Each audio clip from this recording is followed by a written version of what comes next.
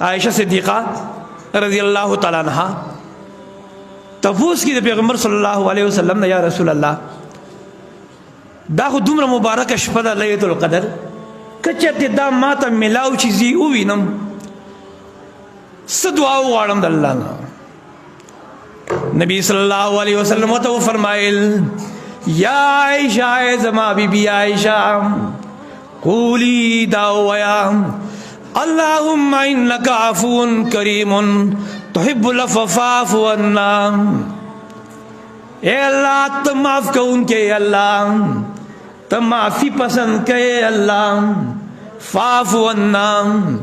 زمن ته زمن کو تا یعنی معاف کی من ته زمن گناہوں معاف کی دا ویا بس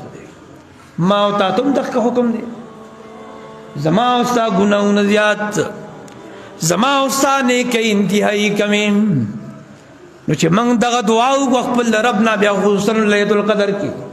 اللہ معاف کی گناہ معاف کی خامخا به معاف کی